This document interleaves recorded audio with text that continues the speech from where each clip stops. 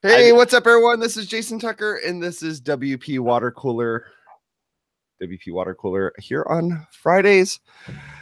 Let's go around the room real quick. Oh my gosh, we have one freaking person on the show. What's up, Russ?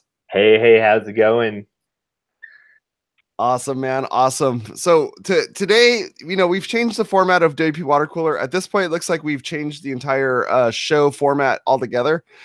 This is like a WP Blab in the morning. It's going to be a really weird thing here. So I totally think that you of all people could have like a Howard Stern type WP water cooler show where you could just interview cool people and have like a great broadcast. I think you could be one of those people. Wow, check that out. Thank you, man. I appreciate that. I mean, you do so much with WP Blab and like just having the random people come through there. I watch that show just because like I learned so much about people. I think that is something where water cooler, it has multiple flavors, and this is great. Like, awesome, man. Well, yeah, thank you. I appreciate that. So, Russ, tell people about you. Who are you? Where do people find you? What the heck do you do during the day? I mean, I basically have a Pabst Blue Ribbon cup and I drink Coca-Cola out of it because, you need to be a responsible web dev. I work at a company called Web Dev Studios, and I work at their sister company called Maintain. So we do support, and I'm basically glorified backer upper. I make backups of, over 300 plus sites, and we do weekly updates, so we're updating everything on somebody's site, and then we're going to go clear cache. We're going to do all that. Like, that's what I do all day, man. It's like I just log into WP admin on over 200 sites, and I just have fun all day. That's what I do. So most people collect the cache, but you clear the cache is what you're saying, right? I mean, you have to spend money to make money. I think that's our philosophy. So you have to go clear the cache. Got to clear the cache. I'm Jason Tucker. You can find me over on Twitter at Jason Tucker, and my website is jasontucker.blog. And we do another show. It's actually this show, but it's dark usually in this room, and it's called WP Blab, and it's where Bridget and I talk with pretty awesome folks in the community and stuff. And sometimes we just talk to each other about cool things that are happening in WordPress and stuff. So yeah, so make sure you can go take a look at that.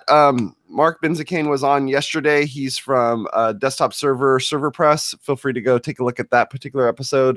The audio for that will be out today as well, so you can listen to it.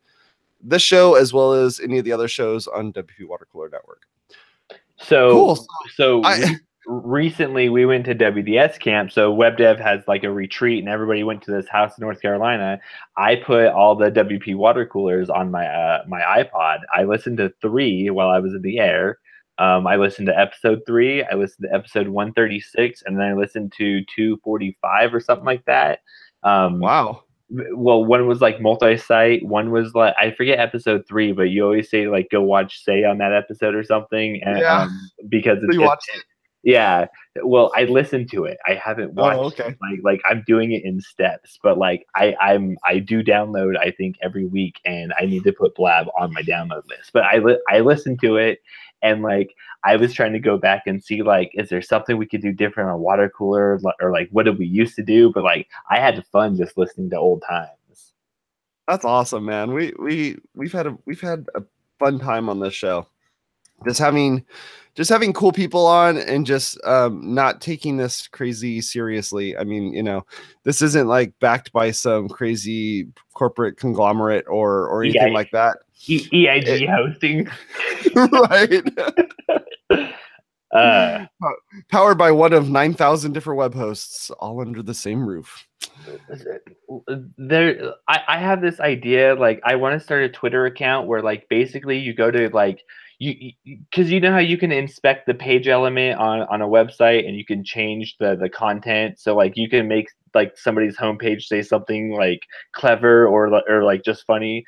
Like there's a movie called The Invention of Lying with Ricky Gervais, and oh yeah, that one's good. And so basically the movie is like really what advertising would look like if people were telling the truth, and it says like Pepsi for when they don't have Coke. So like I thought about doing a Twitter account and making it anonymous, and like going to like a hosting company and like putting this is what this is what it should say on their homepage. And like I thought that would be like a funny kind of thing, and apparently I don't think it's a good idea. Why is that? Because you haven't built it yet, or what? No, it's like, what if somebody thinks that I'm being mean about that company, or is there a whole thing with like, does it look like I'm trying to make it look like their website shows that they have 0% fees or something when they really don't? Yeah. Well, I mean, we've all modified pages to remove ads and other things like that when you're taking a screenshot or something like that. So yeah, I could see that. So I do stuff like that all day long. Like, so I provide a list of plugins that we update, and like the ones that I can't update, I inspect the element and I remove the table from the update thing, and I'm like, here's what we updated. But like, I often think about like, how could I take this and turn it into like a comedy thing? And right. I think I need to go back to the drawing boards. Totally. I'm curious. Do you get these? I get these emails all the time, and I'm wondering if you get them as well. I get these emails from these like crazy like business networking websites that were just built as if like social networks were brand spanking new, and they want you to join, and then they always show you like all these people that are in your network that it thinks are, probably because they've scraped the their contact list or something like that. But I got one today from this company called doc.io, and they're like .io. It sounds like something you would sign up for a newsletter for. Right, exactly. And so I look on here and I'm like, what is this? And no joke, this thing says connect your information across the web. They use a blockchain to connect the different social media networks together. And I was like, that's okay. So they put blockchain in the description, so it has to be good, right?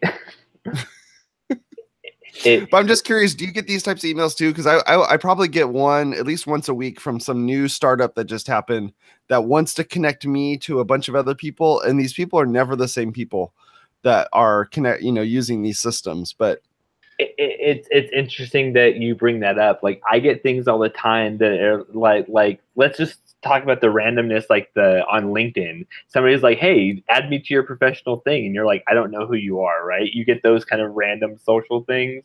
But I do get like email or newsletter blasts from, like you said, companies who like, they sound legit. I don't like the emails where they're like, hey buddy, like, I already don't know your website, we're not friends, but like they're trying to personalize the email. Like, right. I think they're coming at me all wrong. But I get these emails and I'm just like, okay, you want me to use this service, and my immediate question is how come on this email they don't just have like the elephant in the room question at the bottom? Sign up for jasontuckerservice.us, and at the bottom it says like, how is this better than if this then that? Because that's what I'm really asking, right? Like I think you could sell me in your email, and I would sign up for your service tomorrow if you did a good job. But like, you're trying to be very vague and cover the mass marketing whatever to like capture your lead generation. Just tell me why you're better than if this and that, and I will use your service to schedule my tweets and whatever. Yep. I feel like they're trying to tiptoe around things. Yeah, and a lot of these services, like for instance that doc.io thing, I log in and it's like, okay, we don't want you to spend any time putting information in here. All we want you to do is go over to your LinkedIn account, download your entire database out of that, and I want you to upload it to our system. And I'm like, oh yeah, this sounds like it's going to be legit. Then what? And it's like, and then once we've done that, we're essentially going to pretend to be LinkedIn for you, and we're going to try to connect all these people using blockchain.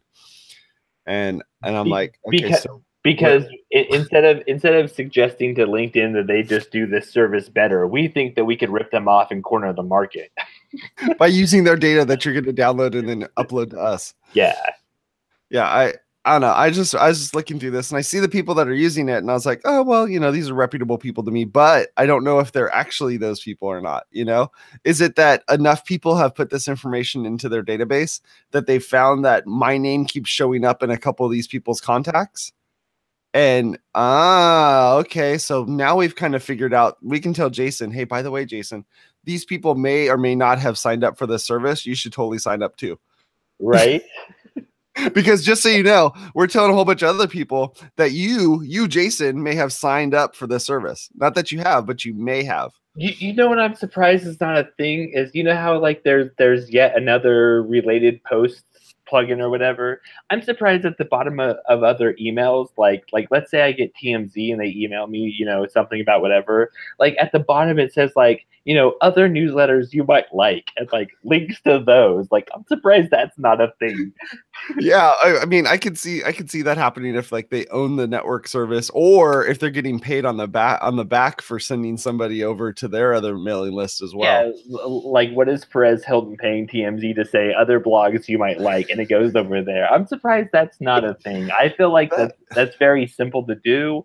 It's a small banner on an email that's going to go out to 100,000 people. It's you could do very cheap advertising costs, and I mean you're just putting it basically you can make a graphic and put it in an email. It doesn't even have to be clickable. Like it's just a graphic. Dude, I think we found another business to build. So like my question is like, can we call it something like Zulily? Dude, as long as it's really ridiculous, then I'm all for it. It can't be like a normal name. It has to be a pretty ridiculous name. Well, so bringing this like full circle is like that's the email that you get something, like you get something from like cucumber.io, and I'm like, well, what's cucumber.io? And they're like, well, we're hairdressers on a social network platform, and I'm like, shouldn't it be called hairdresser.io? Like, why is it called this thing? Like, right.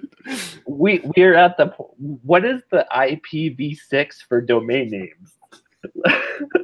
how do we do that? But what's sad is IPv6 is so complicated anyhow that it's like, you know, that's maybe this is. We're getting dumber with domain names. Let's just go IPv6 all the way. It's like, let's get really complicated. We're like you're spelling impossible.com, but with zeros instead of like, you know, let's go that route. Style from way back in the day. I mean, clearly people still decorate their Facebook, and like, you know how like you see like somebody's name and like you see like the whatever the HTML is to like show like whatever. Clearly people are still into that. Let's do that with domain names. I think somebody who's really into like, you know, anime would love to put some kind of anime symbol in their browser and go to that website. Right. Yeah. Well, I'm going to claim it first. I want the Unicode that's the W with a circle around it, and it's just going to be that. It's not going to have a .com. It's not going to have nothing. It's just going to be the W circle one, and that's it. And I'll also get the J because, you know, Jason, why not? But it'll look like the WordPress logo, and then Matt will have to sue me because I use the Circle W Unicode. How do you think that's going to work for drug companies? Because you know how they buy like Zylox.com, and like that's like now like the new Lanesta or whatever. Do you think it's just like like that domain now becomes like the Unicode for just like what a pill is, or does it have to match the colors, or like? Yeah, they're like, oh yeah, make sure you sign up for our great service here by going to this weird Unicode character, and you're like, what? How do I type that in my computer? I don't understand. What do I do here? You know what? Like, it's still, I can't believe is a thing. Is like at the end of drug commercials, they say like, visit our ad in Golf Weekly to get 15% off, and I'm like, I already don't care about your commercial. I'm not gonna go get Golf Weekly about it. Like that's what I'm saying. Like, how can we get done with email and do that advertising space or you know, other newsletters you might like? Like, it's not far off from go buy this magazine. So what we need to do is we're pretty much making a web ring. We're gonna build a web ring of 4 graphics that show up on the bottom of our mailing lists. It's going to have previous, next, and then random, and then like, you know, some other one. And then you can just click on it and it takes you to another newsletter, and then you can read the newsletter from there. And then we'll just embed advertising into the graphics. So that way, you know, you're making money on both ends of it. It's a blog post that's even dumber than the newsletter that you came from. So like eventually you're going to end up on an Onion article. It's how this goes. Oh man. I do though. I do think that like, you know, when it comes to WordPress and like these people that want to build these websites and, you know, like I feel weird going to a website and it's like I'm building alu.com and alu is this WordPress site that's with BuddyPress, but like I know that like you said, they're going to email. I built something that Jason just got an email for, and I know Jason's not going to care about it, but like I built it. Like I do feel weird about WordPress in that way. Like I love my job in building, but like I'm part of the problem that we're talking about. I'm making it possible for that person to go and spam you. Right. I have one for you. So I was reading before we hopped on here. I was reading through TechCrunch's website, and they were talking about how Instagram is now wanting to do hour-long videos on their service. Isn't that just called Periscope? Yeah. What I understand is, for one, it's going to be vertical video, which, you know, I'm old school, so vertical video sucks. But then to top it off is that vertical video is now going to be an hour freaking long. Like I have a hard enough time watching the 4-second video that the person just did, that they're just looping nonstop. Right. And now I have to watch a hour-long video on First Instagram. Of all, you don't have to watch it. I just want to inform you. You don't have to watch it. But it's a cat and it's cute and I want to watch it. But, you know, they're going to play an hour-long video of it. And, you know, all this is for so they can put 19 ads in it, not just have the one at the beginning, but have like ads throughout the entire thing. It's not only that, but I feel like Snapchat is now an add-on plugin for Facebook. Like all the video and all the filters on Facebook now go through Snapchat. It's an add-on thing. And like with Instagram, I love stories, and I think that there's some people out there that do their stories well. They curate content, and like it's fun to go through there. It's not just like, how do we make another quick dollar and stream the Stanley Cup thing from last night? Like, yes, people want to see that, but like it's not guerrilla marketing or advertising. I'm bothered by the fact that they want to do more than like a minute. Yeah. You know, isn't the joke about the internet that people have a short attention span, and now you're telling me that your new campaign to earn revenue is longer video? Yep. I feel like we're arguing our own point. Yeah, I don't see why you should do this. Like why you should be having a really long video on something that, when most people are just like waiting for the bus to show up, or they're, you know, they have low bandwidth, or they're in the grocery store waiting for the checker to finish the, you know, the 4 other orders ahead of them. They'll flip through some videos real quick. Or like me, I drive for Lyft, so I'll have people that are in the backseat of the car and they're watching videos on their phone and stuff. And it's just the same repeating thing over and over and over again, because they're trying to watch for something, but they don't realize that they're being annoying by just watching the same little freaking video just nonstop. And they're like, what's that funny thing that's happening in there? But to have that be an hour-long video, that's tough. And then top it off, you know, not everyone has unlimited bandwidth, and so having those partnerships with, you know, company. I mean, we use T-Mobile, and T-Mobile doesn't have a partnership with Instagram to, you know, be able to record or play video that long. So I mean, more places are Wi-Fi friendly today than they were 5 years ago. I'll give you that, but still, like, I feel like it should be an option. Like, I don't have to watch it live. I should be able to watch it later. And I feel like for me on Instagram, if I miss it, I miss it. And like we live in a world where we DVR TV shows, and we love TV shows. And so like you're telling me that like now we're going to go back to the archaic way of either watch it when it comes out on TV or miss it forever, or until they syndicate and do reruns. That's kind of what I feel like Instagram is right now. If I miss Jason Tucker's video about the gym, it's gone forever. You know, like, can you see archives? I can't see archives. And so I feel like they're trying to force me to now watch an hour, and I, you know, I have to drop everything I'm doing. Hey, I'm at the mall right now, but I really want to see this. So kids, just sit here because I'm going to stand in this spot right now. You know what I mean? Yep. That and all that content that's being put out there on the app is stuck on the app. It's not like I can go and like embed it on the website or something like that. So, trying to even take any of these things back into the WordPress realm of it, you can't even do that. I'll tell you what I think could go an hour is that trivia game HQ. Right? Oh my gosh. It only comes on and it's only for like 10 or 15 minutes. Yes. But I do think people do drop their stuff for that game, but it's because you can win a prize. If I got prize money for watching the hour-long video, maybe I would do it. But I think that trivia game could go an hour or something like that. And I think that just shows that not every idea is the best. And like you were saying, how do we bring it back to WordPress? I think that there are ways that we can make WordPress work with video better. And then we could definitely start our own streaming thing where it is 3-second clips of cats or whatever instead of hour-long videos. Right. Yeah. I mean, it just, I see a lot of this content and I really wish that I really wish I could participate in that, in building that type of content on those services and then take that and put it onto my WordPress site. But since all these are very locked in and they want you to use the app and they want to get all the analytics that they can off of the app itself while you're watching it.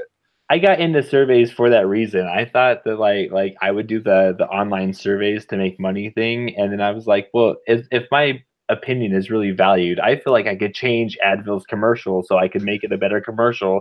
And clearly that I don't think they even care about that data. No, I don't think so either.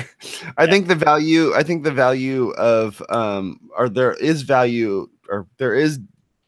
valuable data in watching a video while you're at while you're in McDonald's on their Wi-Fi, and you're sitting there and you're watching the video, and the company who made that's actually hosting it, if it's Instagram or whoever, they know that you're at McDonald's because of the GPS data. They know that you're connected to the McDonald's Wi-Fi network that's, provided by AT&T or whoever.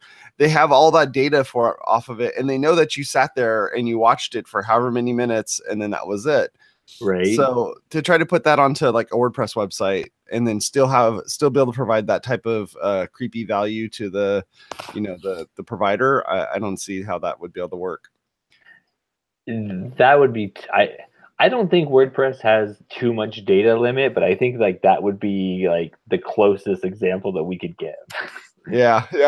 Other than scraping every URL that Amazon has or ever has had since the invention of Amazon.com, I think that would be a pretty big database too.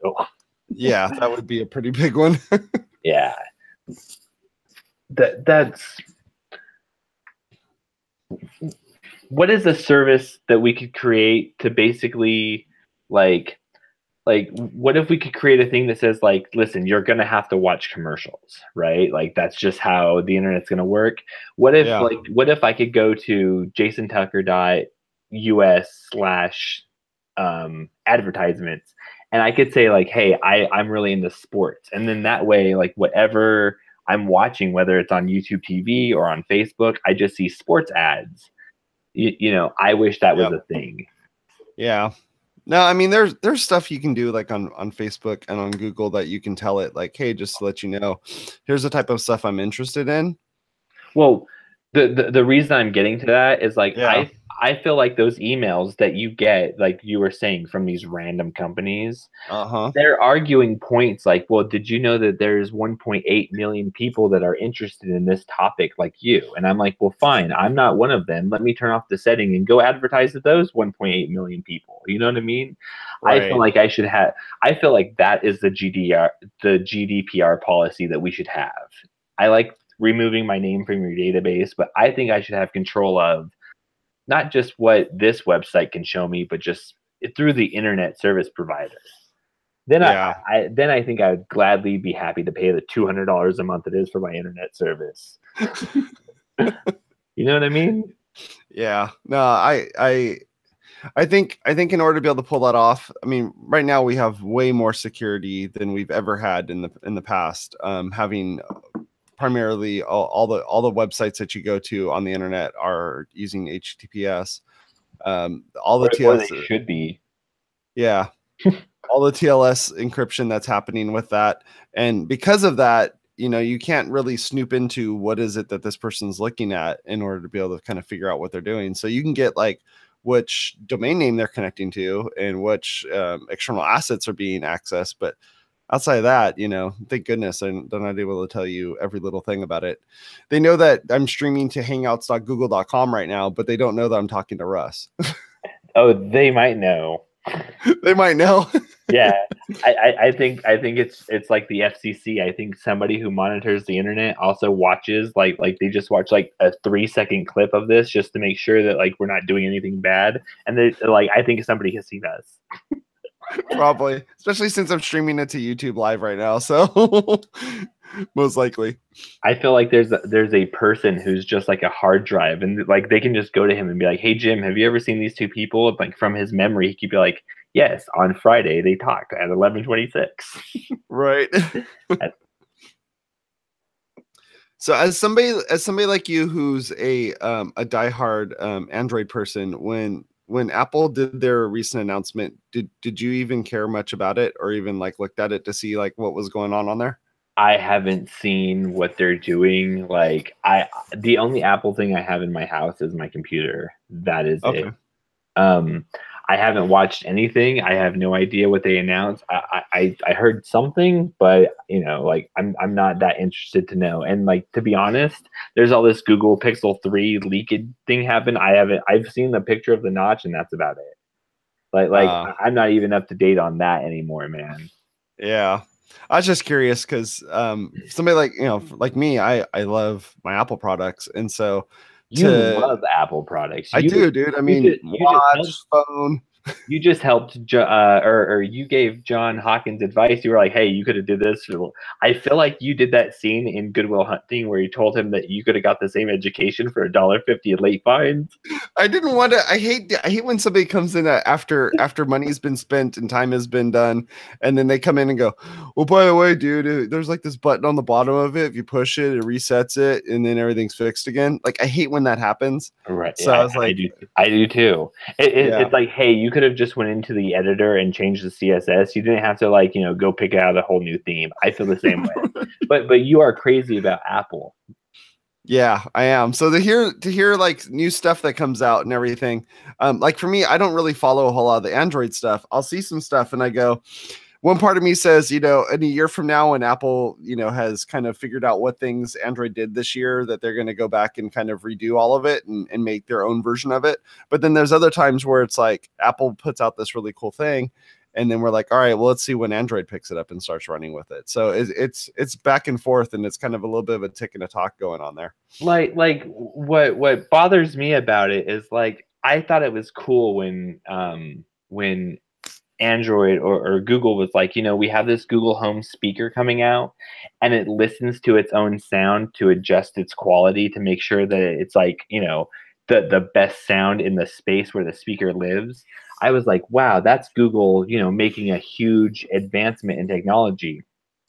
3 months later, Apple goes, well, we have this speaker and we do it too, but we have 2 speakers in the front and back so we can hear both, and I'm just like, I thought it was a marvelous invention, and now they're treating it like it's a new Starbucks coffee, and everybody's just doing the new pink drink. You know what I mean? Like, yeah, like I thought that was such a cool feature, but I just don't care about these announcements anymore. And like after the touch bar, seriously, like Apple has to earn my trust again.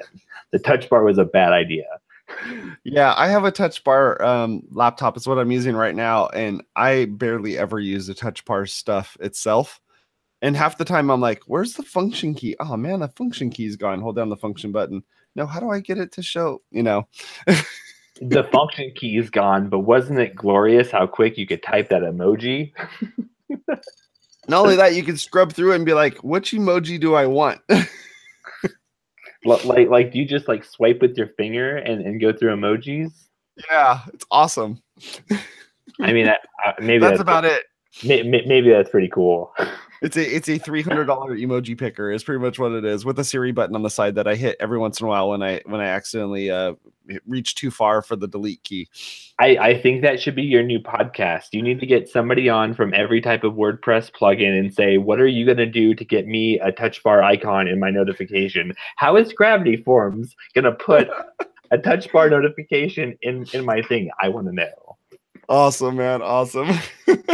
Look, it's 11:30. We vamped for a whole half an hour. That was awesome. We did mention the word WordPress a few times, which was really, really good. And it got dark. We got dark. Oh man. So thank you all for watching us today. I really appreciate it. Go over to our website at WPwatercooler.com. You can click on the links there to subscribe, WPwatercooler.com/subscribe. And as you noticed earlier in this episode, there was no sponsor. If you'd like to sponsor this show, shows like it, as well as shows on the rest of the network, go over to WPwatercooler.com/sponsor. I mean, we mentioned some pretty big name companies today. So, I think we demonstrated how well your sponsorship works, Definitely. Thank you, Jason. I had fun. Yep. No problem, man. You have a good one. Talk to y'all later. Bye-bye.